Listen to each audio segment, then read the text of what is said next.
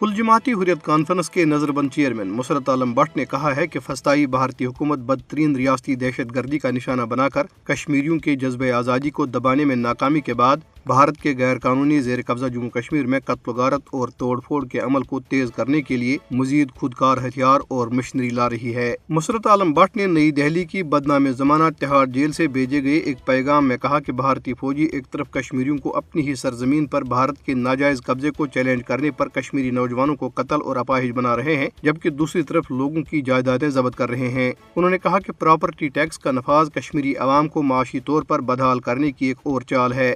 उन्होंने बैनुल-अक़वामी बरादरी पर जोर दिया कि वो मकबूजा जम्मू कश्मीर में इंसानियत के खिलाफ संगीन जराइम पर भारत का मुहासबा करे। दरियासना बदनाम जमाना भारतीय तहकीकाती इदारे नेशनल इन्वेस्टिगेशन एजेंसी ने मुसलसल दूसरे रोज भी कुलगाम, शुपियां, पुलवामा और इस्लामाबाद अजला में कई मकामात पर छापे मारे और तलाशी ली। उन्होंने आज़ादी के हामी लोगों और उनके अहल खाना के मोबाइल और डिजिटल आलात जब्त कर लिए। भारतीय पुलिस ने जिला बारामूला के इलाके संगपुरा पट्टन में एक बेगुनाह कश्मीरी नौजवान को चेक पोस्ट से गिरफ्तार कर लिया। मकबूजा कश्मीर में मुख्तलिफ सड़क हादसात में 5 भारतीय फौजियों समेत 14 अफराद जख्मी हो गए। जिला गांधरबल के इलाके कंगन में लोड कैरियर के उलट जाने से 9 अफराद जख्मी हो गए। जिला उधमपुर के इलाके टकरी में एक ट्रक ड्राइवर ने कंट्रोल खोकर भारतीय paramilitary central reserve police force की गाड़ी को टक्कर मारी, जिससे 5 भारतीय फौजी जख्मी हो गए। पीपल्स डेमोक्रेटिक पार्टी के सदर महबूबा मुफ्ती ने राजौरी में सहाफियों से गुफ्तगू करते हुए कहा है कि भारतीय जनता पार्टी की हुकूमत ने इलाके में अंधाधुंध गिरफ्तारियां करके खौफ दहशत का माहौल पैदा कर रखा है। अमरीकी महकमा खारजा के इदारे कमीशन बराई बैनुल-अक़वामी मजहबी आज़ादी ने एक ताज़ा रिपोर्ट में भारत से तब्दीली मजहब मुखालिफ कवानीन को मनसूख करने का मुतालबा किया है,